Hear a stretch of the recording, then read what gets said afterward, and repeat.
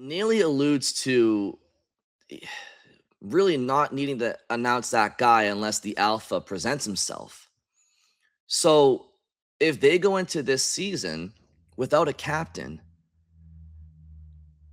after Neely said back in May that McAvoy probably didn't have the greatest year to showcase himself in that department based on personal issues on and off the ice, to me, if they get into the season without a captain, that tells me they don't think Pastrnak's the guy. Right or wrong, I don't know what else Pastrnak can showcase to this point simultaneously to McAvoy not being able to for one reason or the other. What else do the Bruins need to see to give Pastrnak that C at this point? Now, they very well may. Like, that might be the choice they come to. You're listening to the Puck Ups Podcast. It's time to hit the ice with Brian D. Felice. Welcome into episode 65 of the Puck Ups Podcast. I am Brian D. Felice, and thank you all for joining me.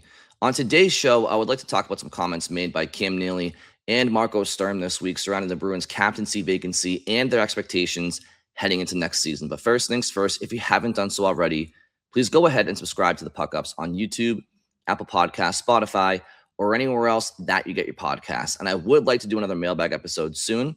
So if you'd like to get in touch with me or be part of the show, you can email me info@thepuckups.com. You can tweet at me on X at @BrianDFelice_. You can tweet at the show at the Puck Ups, or leave a comment on YouTube, Instagram, TikTok, anywhere the show is a social media account and post content. Now, over the last couple of days and for the first time in months, we have finally heard from the Bruins president of hockey operations in Cam Neely and their head coach in Marco Sturm. We had heard from Don Sweeney periodically throughout the course of the summer surrounding the draft and free agency, but to my calculation, this is the first time we've heard from Cam Neely since the management and ownership post-season press conference availability. And the same goes for Marco Sturm. We haven't heard from him since his postseason availability as well. And the reason why we heard from these two gentlemen this week is for an amazing reason.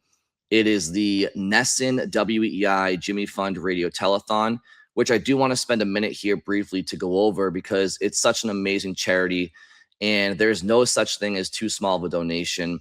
Of course, all proceeds go to cancer research and funding for patient care and family care and a multitude of reasons that we wouldn't even begin to think about.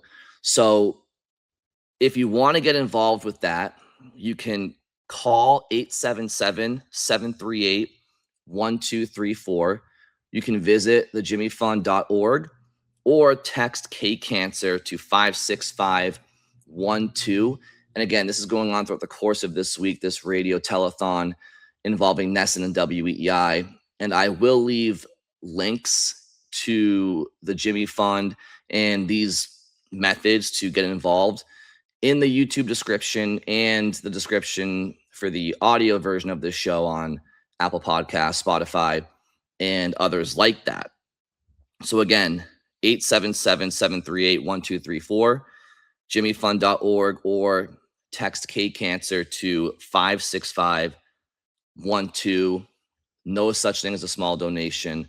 So there's that. Now, back to the interviews of Cam Neely and Marco Sturm during this radio telethon and the content that came from it. First things first, I want to jump back to the aforementioned post-season media availability with Cam Neely, Don Sweeney, and Charlie Jacobs, where Neely and Sweeney were asked about the captaincy vacancy heading into next season. And for the 2026 season, it made all the sense in the world that the Bruins entered the year without a captain. They had traded Brad Marchand the trade deadline before. Charlie McAvoy was out with a couple of different injuries in his season. I believe his last game for the Bruins was before Four Nations, which was in February. So you had no Marchand. He was traded. McAvoy was out injured. And to David Pastrnak's credit, I do think he really stepped up both on and off the ice in a lot of different ways, whether it's talking to the media and being that face during a very difficult time where the Bruins were having a terrible season. He obviously steps up on the ice offensively for the Bruins, and he's been around for a long time. longest tenured Bruins best player, one of the top forwards in the world. But it still made sense that heading into last season, there was no captain named because McAvoy was unable to step up on the ice because he was out injured, right? But now you have a full season of McAvoy and Pastrnak without Brad Marchand, without Patrice Bergeron and, Zdeno Chara in years past to help these guys along. And it kind of feels like now we're at a point heading into next season where what else do you need to see from these two players? So chronologically, I want to play some clips from Neely from back in May, and then I want to jump ahead to his commentary this past week on WEEI and Nesson, and we'll go from there because I'm trying to figure out, I know who most fans want the captain to be David Pastrnak, but I'm curious what the Bruins management feels. And again, I know that the captaincy is not that big of a deal. And if I were to power rank things that I care about with this Bruins team heading into next year, this would be very far down the list. However, it is August 18th, and we don't have a ton of hockey to talk about right now. And this is a talking point that's worth having because it is normal to name a captain, especially for an original six team. Are there exceptions in years past? Of course. But it's a very normal thing in professional sports to have a captain. So until the Bruins not announce one, it's going to be a slight story. Anyway, let's go back to Kim Neely in May and hear what he had to say. Sarah Sullivan from the Boston Globe. For each of you as well, Cam and Don, what are your thoughts about having a captain, one captain, having gone through this season without that, if you feel it's something important, if you've discussed it? And I guess my natural follow-up, if you don't mind, would be, if I'm assuming the two veteran guys in Charlie McAvoy and then Pastrnak, is that a difficult conundrum if you pick one, pick A over B or B over A? Does that create anything else, or just your general thoughts? Well, I think obviously we would love to name a captain, but we've had some great captains here. So one of the things that we want to do is make sure we're picking the right guy, and Marco's going to be a big part of that. So having a new coach come in and implementing a new system, getting to know the players, I think it only made sense to see how the season played out, and then we're going to have we've already started discussions about that for sure, and we're going to have plenty more in this offseason. Okay, so that makes total sense. They wanted to see how the year played out. Why would you not want to see that? You lost your captain in Brad Marchand to a trade. Patrice Bergeron retired. Zdeno Chara has been gone for a long time. And you wanted to see a full calendar season of Charlie McAvoy and David Pastrnak to see which player stepped up as the ultimate leader in the room. And there could be more than one leader. We all know that. Zdeno Chara was the captain of the Boston Bruins for over a decade. And Patrice Bergeron was a de facto captain as well. And I'm not talking assistant captain or alternate captain. He didn't have a C on his jersey while Chara was around, but they were co-captains in many ways, especially towards the latter parts of Chara's career and certainly Bergeron's too, right? So you wanted to see which player makes the most sense in a full season, because when Marchand was traded, McAvoy was hurt. Right, so McAvoy's first game on the Bruins without Marchand was the following season, right? So you wanted to give him an opportunity to prove himself. And even though David did a great job the months after Marchand was traded, kind of being that spokesperson and taking one on the chin for the organization, he did a good job, right? But you had to be fair to McAvoy and Pastrnak too. Give them both a full year. So that makes total sense. Makes total sense. Now, I want to go to a follow-up question that Neely answered a few minutes later. I just wanted to follow up because when you talked about leadership and you were pleased with what you saw in the development, if I could just ask you specifically about Charlie McAvoy, just what you've seen in that leadership profile, maybe Cam or Don, whoever wants to speak to it, but just what you've seen in the growth and development of his profile in that regard.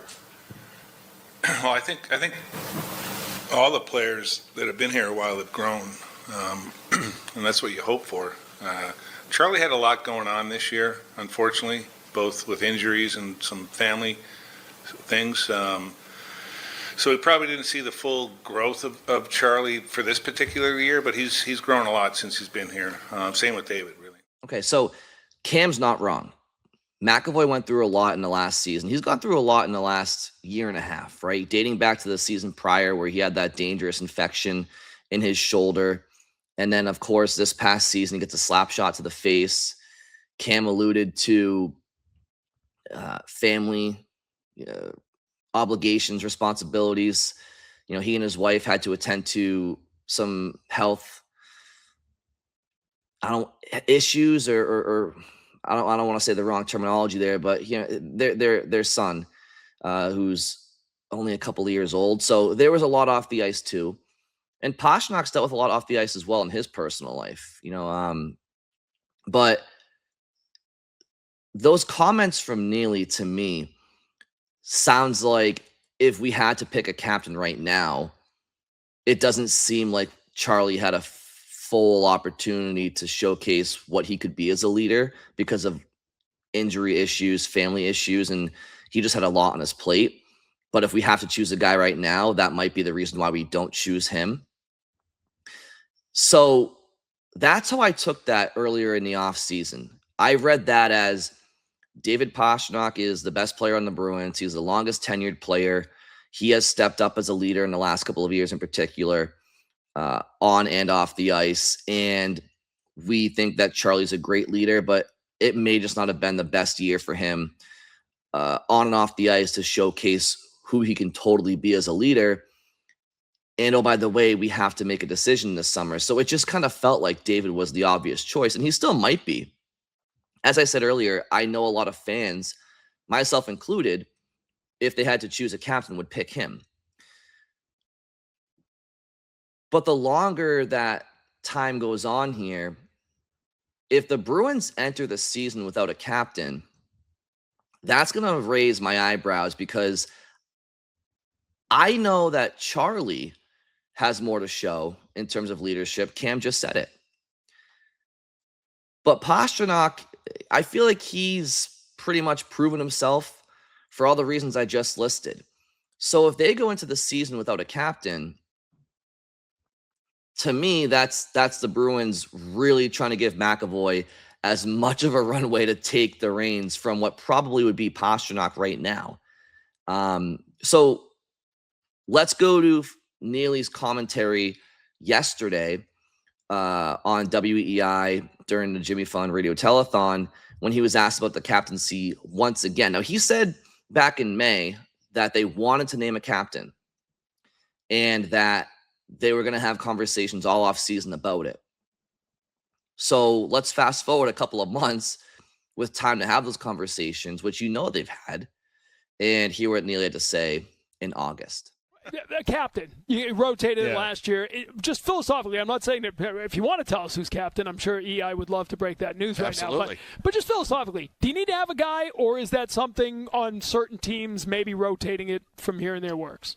Yeah, I don't know if you'd necessarily need to have a guy unless there is that one guy that really stands out. You know, we've been blessed to have great captains here, you know, from Bork, Chara, Bergeron.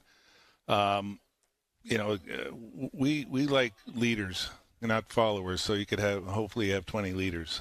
That's the one thing that we look at is who's going to help lead the team. You know, maybe it's more of a tradition in hockey where you got a letter on your sweater, but I think you know Don, Marco, and I are going to sit down shortly to talk about that. So they're going to sit down shortly to talk about that. Actually, and honest, weren't you guys supposed to be talking about this all off season? Isn't that what you said back in May? You want me to believe that here in August, the three of you haven't had these conversations already? So again, Neely alludes to really not needing to announce that guy unless the alpha presents himself. So if they go into this season without a captain, after Neely said back in May that McAvoy probably didn't have the greatest year to showcase himself in that department based on personal issues on and off the ice, to me, if they get into the season without a captain, that tells me they don't think Pastrnak's the guy.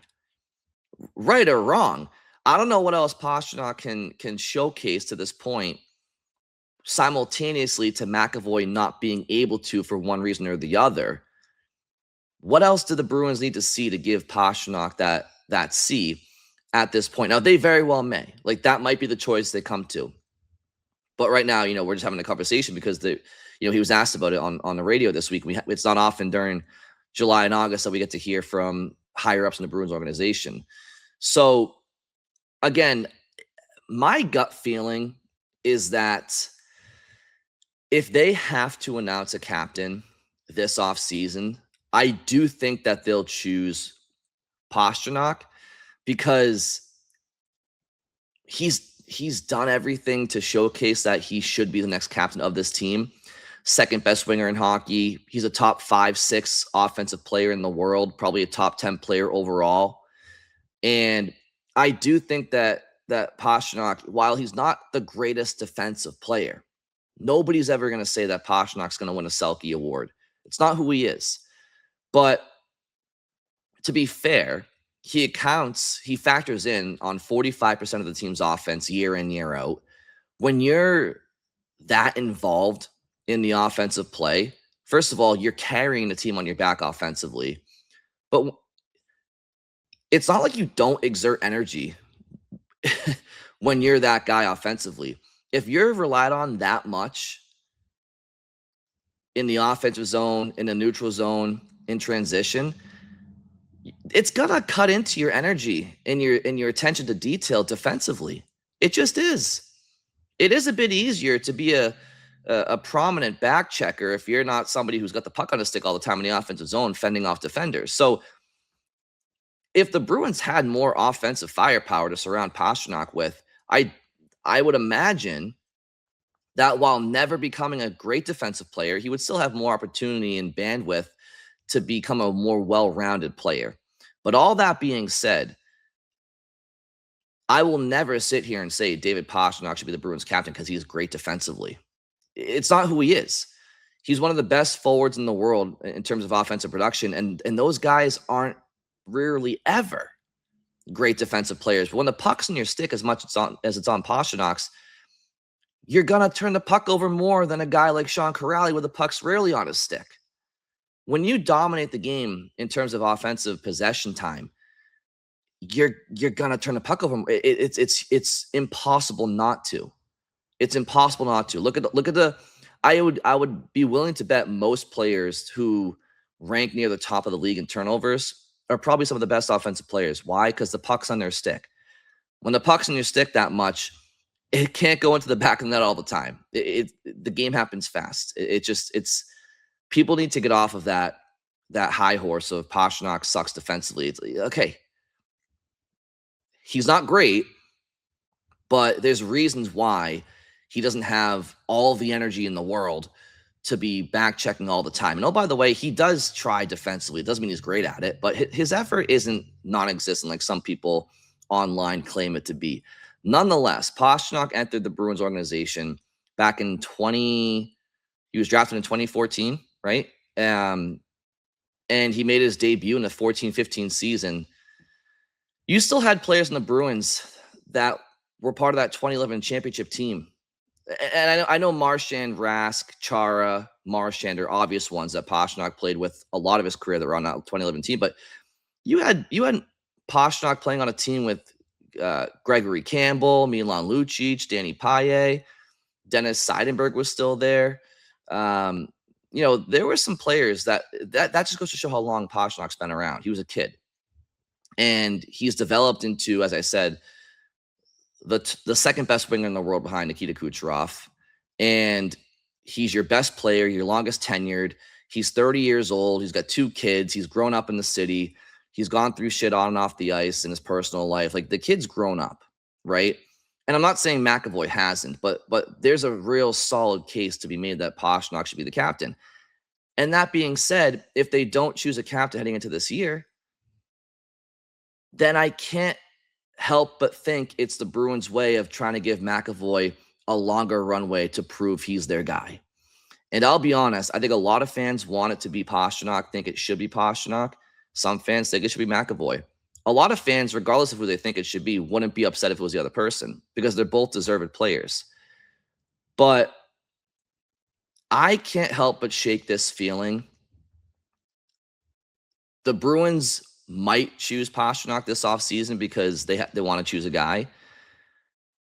But in a perfect world, do I think that Cam Neely and Don Sweeney would rather the captain of the Boston Bruins be an American-born, rugged, two-way franchise defenseman type?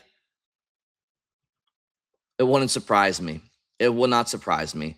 I think that McAvoy is really good in the community. I think Pastrnak is, honestly, I feel like he's better with the media than McAvoy. I feel like when the Bruins have off nights, Pastrnak is the one that faces the music more than McAvoy. And when McAvoy does, he seems more pouty, which, isn't really a great look. I get you're frustrated. You don't want to talk to the media after a bad, I get it. But sometimes McAvoy comes off a little pouty to me. And on the ice, even, he doesn't always, he's a competitor. He's an absolute competitor, but he kind of doesn't back up some of his antics on the ice. And to me, I don't love that. I would like to see that come out of his game a little bit. He does poke and prod oppositions. And then when they try to make him own up to it, he kind of, hides behind the ref. There's a little bit of that in McAvoy's game, if we're being honest. Pastrnak, he's been in a couple of fights in his career, hasn't done great in any of them, but at least he's tried to. Like the Matthew Tkachuk fight in the playoffs a couple of years ago, center ice. There was nothing to gain there for Pastrnak other than trying to win his teammates, respect there. I think both guys are leaders, but I do feel like if Cam Neely and Don Sweeney truly gave their answers behind closed doors, I think in their mind, McAvoy is that guy. As I said, American-born defenseman, two-way, like horse in the back end. Not that you have to be American-born. Obviously, Ray Bourque wasn't, nor was Chara or Marchand, or obviously Bergeron. In fact, I'm not sure how many American captains the Bruins have had in the day, but he kind of fits that mold. Like he fits that mold. So I don't know. I guess it remains to be seen. I can't think of another reason if they don't go into the season with a captain why it wouldn't be for the Bruins to give McAvoy more time to be that guy. Especially after Neely's comments this past season of Charlie didn't have a great year on and off the ice to showcase his leadership abilities because he was dealing with a lot. So if the Bruins don't go into the season with the captain, I think it tells us all we need to know about who they don't think it should be, fair or unfair. I think we'll know if Pasternak's captain because they'll name it. And if they don't, I don't think they're going to name Pastrnak the captain next year. I think it'll be probably McAvoy. That's just my read on it. But we can move on from that conversation. Who do you all think should be the captain of the Boston Bruins heading forward? Obviously, it's not a huge deal. They don't need to name a captain, but if they don't, I think it speaks to how they feel about maybe Pastrnak being that guy or not being that guy and wanting it to be Charlie. If they aren't afraid of naming David the captain, then they'll do so, and we'll find out in short order. So, when Cam says that he still has to have conversations with Marco and Don about that, I don't not believe him. I think that they're still having those conversations, but I have to imagine they've had those conversations this summer as well.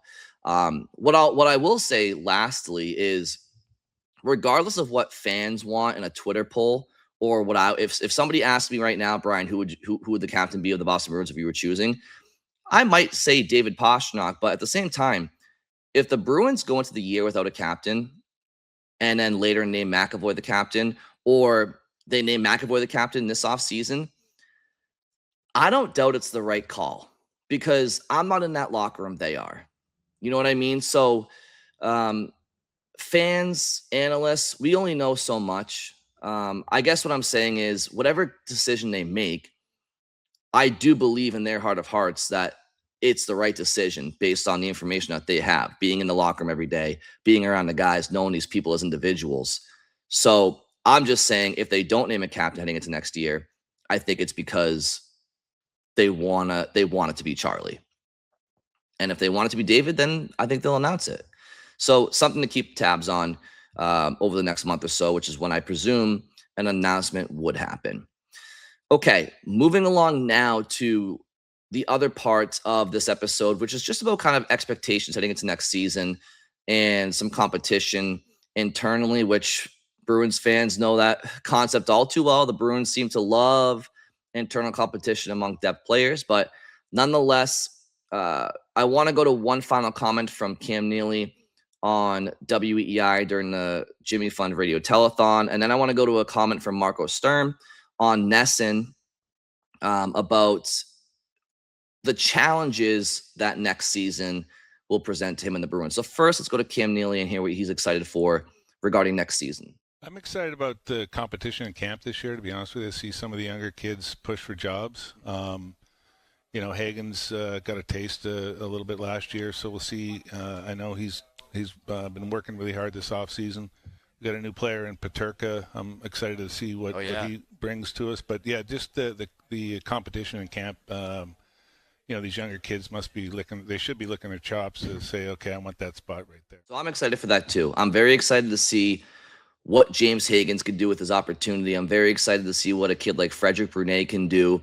What further steps do Fraser Minton and Murat Husadinov make? What happens with Matt Patra, right? He's still unsigned.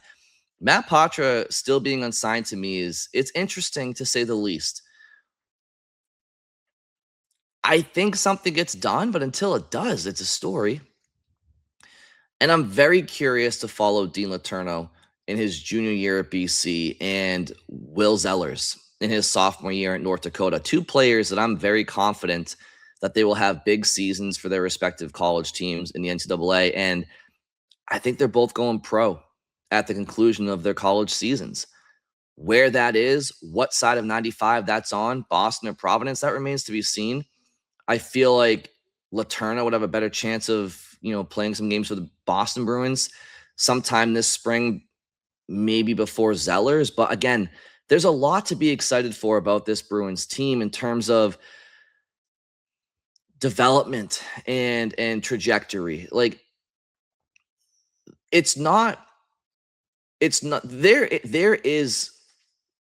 There's enjoyment, there's fun, there's excitement in watching younger players develop, watching an organization improve, right? Seeing the promise is exciting. Of course, it would be great to have a Stanley Cup contender every single year, but if you're a true fan of the sport, true fan of the game, the storylines go beyond just when you're eventually a Stanley Cup contender. There's a lot of, did you guys enjoy the 07-08 season? Yeah. Did you enjoy the 08-09 season? Yep.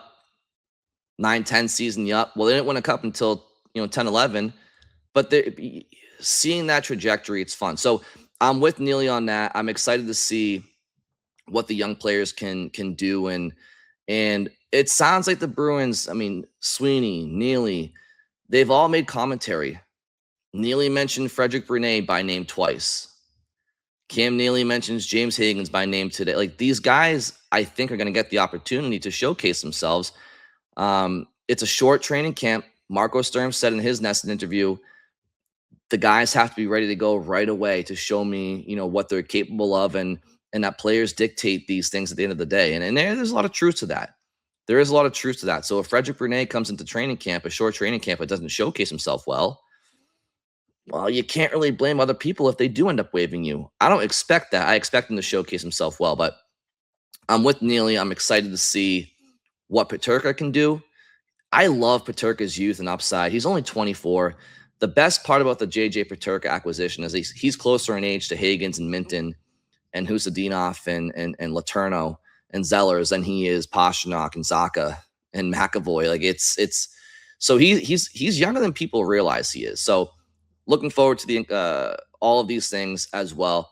And let's finish off with a comment from Marco Sturm on what the biggest challenge is going to be for the Bruins heading into the season, because this is kind of one of my fears for this Bruins team as we speak here in August, would be, did they catch lightning in a bottle last year in the regular season, and can they do it again? The expectations are going to be higher. Now we have to build off of that. Is that a better type of pressure to have, though, a more exciting one to kind of look forward to? Well, hopefully. Yeah. But knowing Boston, too, it's not going to be easy. But I'd rather have that than anything else. We came in last year.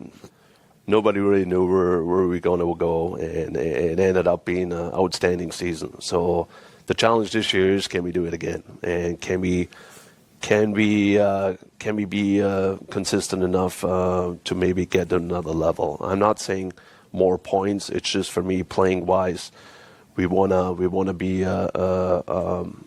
want to be a good NHL team who compete again, maybe for the playoffs. But usually the second year is the hardest year, not just for me as a coach, but also for the players, because they invested so much last year. Right.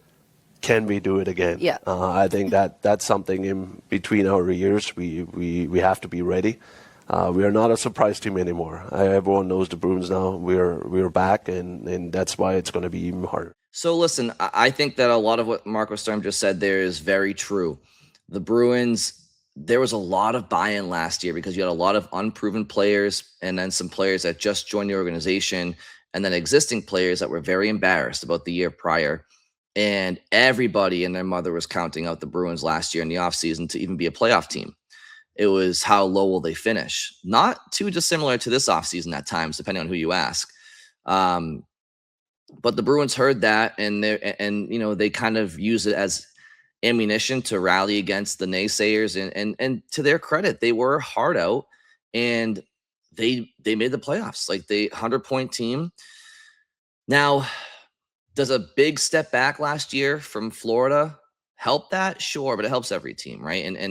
And we expect Florida to be right back at the top of the standings this year, barring anything crazy.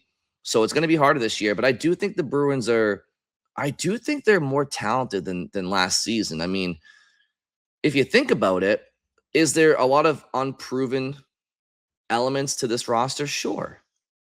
But a full new season of Fraser Minten should be an upgrade. Fraser Minten in 26-27 should be better than Fraser Minten in 25-26. Same goes for Marat Husnudinov. I think Will Borgen, for what it's worth, is an upgrade over Andrew Peeke. I think you bring in JJ Peterka, his speed and skill set, and James Higgins for a full first season. Like, you add Peterka and Higgins to this lineup. Those are two guys that weren't on this team last year. I mean, say what you want about Higgins' final couple of games, and that doesn't really count if we're talking a whole season. So up front, you're adding two really prominent, albeit young and unproven skill sets. But Higgins and Peterka are both excellent skaters, and they both have a ton of speed and skill and offensive ability. So those are two skill sets that are way better than, what the Bruins had last year in those spots. I mean, Victor Arvidsson, good player. I'll take JJ Peterka over him 11 days out of 10. So that's promising, right? So we'll see. But what Marco Sturm said about the unproven or the rallying together last year, that part to me is, I do think their talent is better this year than last year marginally. But I do think that the Bruins need to remanufacture that work ethic that's so difficult to do day in, day out. And they're not going to catch teams off guard. Should they be better in Marco Sturm's system in year 2? Yep. So again, it's a lot of wait and see, but there's a lot of the Bruins have their work cut out for them. They really do. It's one thing last training camp to come in and prove yourselves when the training camp prior was written about and talked about as a very embarrassing, lackadaisical training camp under Jim Montgomery. Now it's your second year. Now you had a good camp last year. So can you have another good camp this year?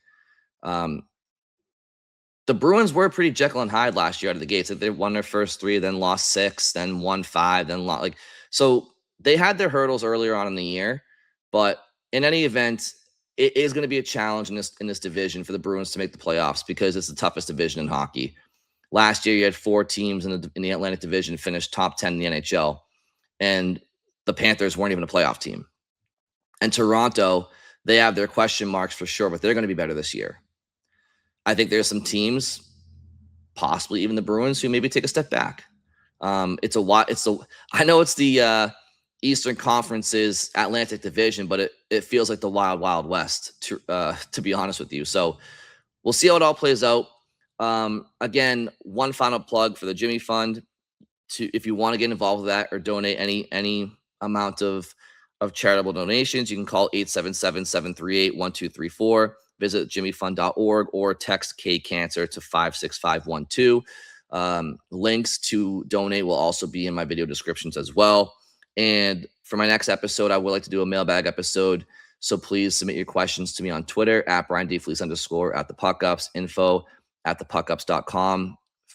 If you want to email me, or, comments here on YouTube, Instagram, TikTok, whatever. So look forward to that. Thank you all very much for listening. Have a great week, and I'll talk to you on Friday.